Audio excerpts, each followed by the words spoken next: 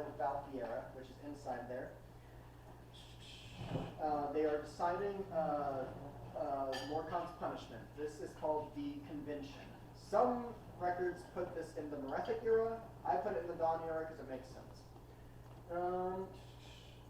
Ariel's armies went against Lorcan's. Each had spirits on their side, but Lorcan, with the help of Kine, had created a new race from weaker spirits called Man to help in the fight. So you've got the original spirits, which come to be known as Myr, which are fighting against the new spirits created by Lorcan named Min. I love those guys. Murder.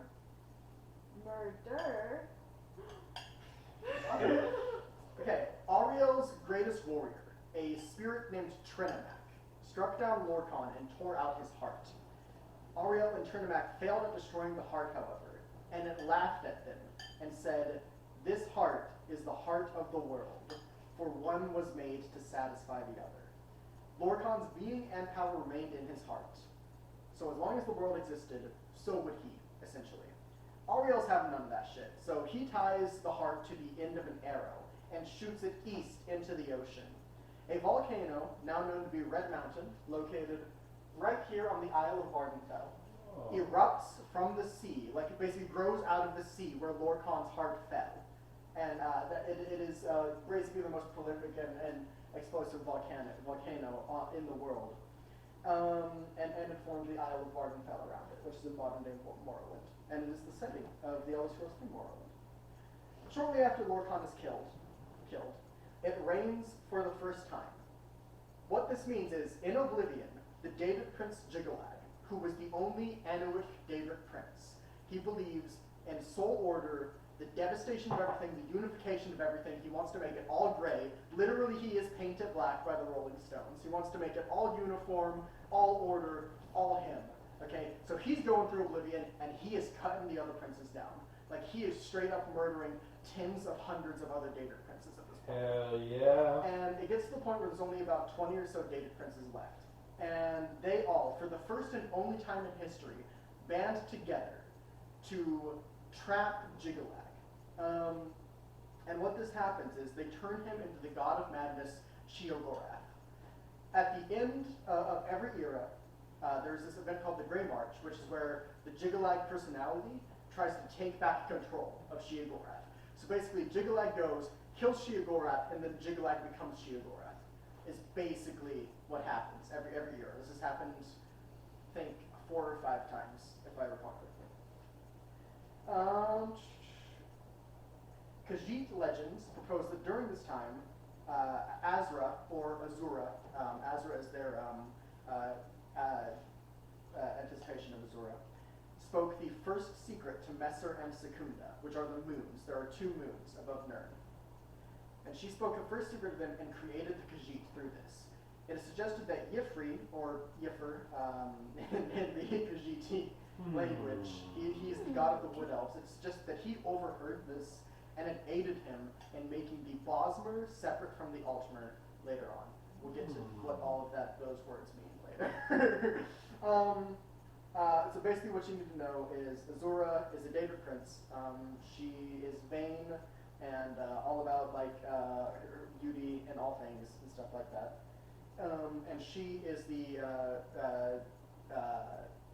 patron sort of the Khajiit and the Dunmer people later on. She's a gaslight lady girl. She is a girl boss, yes. Yes. We need the camera to pan over. So, the Hist, who were once widespread across Nirn, are now relegated only to Argonia. Argonia is right here, and you're probably wondering, what the fuck is a Hist? So a Hist is a magical tree that basically has psychedelic sap.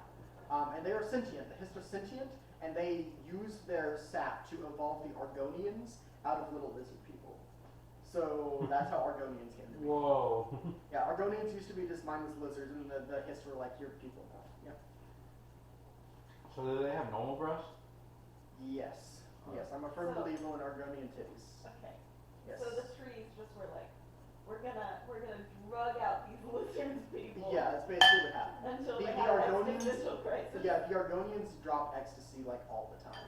Yep. Like that is literally the Warriors of the Hist. This is a more modern event. But Warriors of the Hist basically fucking imbibed history sap and invaded Morrowind, and they were just drugged up fucking super warriors. Let's do some cocaine before we get to battle, guys. Yeah, Hell yeah. that is basically what it is. Okay, Honestly. the Elnafey who embraced Lorcan became part of the world and slumbered, only awakening now summoned by their followers. The Elnafey who followed Ariel are called the Old Elnafey now. They retained more divine essence and were much closer to their original forms.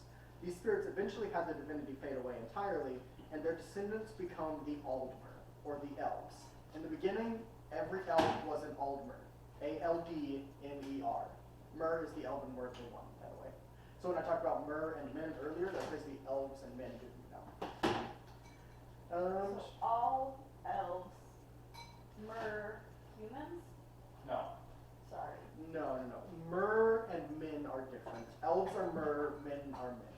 Men are just men. Yeah, and Men.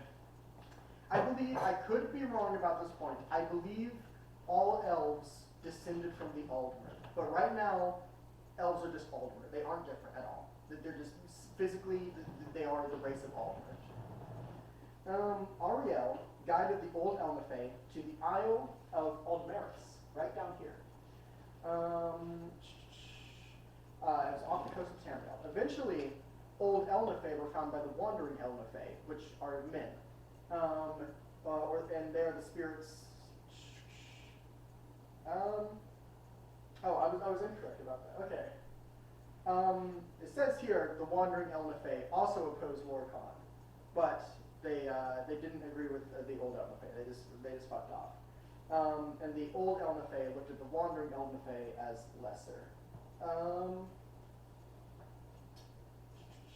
That's all I got there. I think that could be a clerical error. I think the wandering Elnafey are supposed to be men.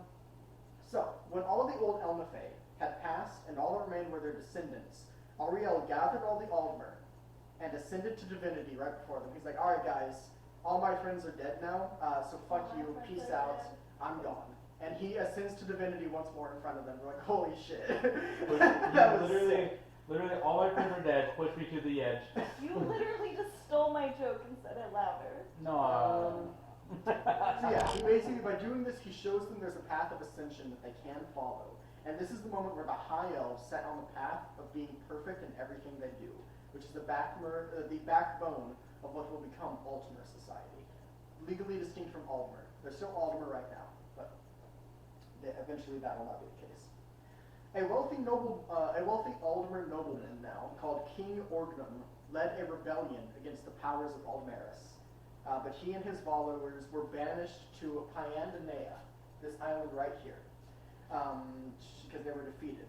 And it is separated from Aldmeris by what is said to be an impenetrable mist. So they're basically banished here and they couldn't come back. And these people are the first subspecies of elves that ever evolved. They become the Mayermer, or the tropical elves / the sea elves. And they reside on Pyandanea. I really enjoy the fact that all of the things have myrrh in them. It's like myrrh. Old Aldmeris gets lost at one point. So basically what happens is Aldmer get into a war with the Mayermer are banished here, and they start setting out. They're like, okay, we're gonna go find out what else is here. And they land on the Somerset Isles. And then they're like, okay, let's go back to Old Aldmeris, and it's not fucking there. Holy shit, a whole continent disappeared? Yeah, basically an entire continent disappeared. They can't find Aldmeris anymore, but they want to go back. Giving Atlantis. A modern theory, I don't know how much I believe this, but it's interesting to think about. A modern theory claims that Aldmeris never exists, and rather the Aldmer just came from Tamriel to begin with, so they're like, yeah, they think this is Aldmeris, and they go and they find the Somerset Isles, and they think, they remember Aldmeris being here, they go and it's not there, so they really just came from Tamriel. That is a modern theory. I don't know how much I believe in that personally. Okay. I like the idea that Aldmeris was just fucking lost. I think it's really funny that they're just like, imagine if they sailed right in between there. They were like, I think it was in this direction, and they just missed it completely. Okay, so The final large event of the Dawn era is the splitting of the Aldmer race, which had become very political. Their society was almost entirely based on obtaining and spreading knowledge. Scholars held the highest regard. This isn't modern Aldmer society where royalty mostly dictates everything. This is a very scholar, magocracy-focused society. Your favorite type? So yeah, so I'm going to break down basically all of the Elvish subraces now. True devotees of Ariel, who despised the political landscape of the Somerset Isles, sailed north and landed in modern-day Skyrim at the top right here. Oh shit. They became the Falmer or Snow Elves. Woo! I love those guys. Children of Yffri, another of the Elvish pantheon, were guided to Tamriel and landed in modern-day Valenwood, which is literally right there. I love those guys too. Those guys are crazy. They became the Bosmer or the Green Ones. They made the Green Pact with Yffri, swearing only to eat meat, to eat everything they killed, and to never harm plants. Oh yeah. In return, Yffri gave them the gift of the Wild Hunt, which is basically a bunch of Bosmer could get together, form a hippie drum circle, and then they would all turn into like monsters. So they're the opposite of vegans. Yes. Yes. Yeah.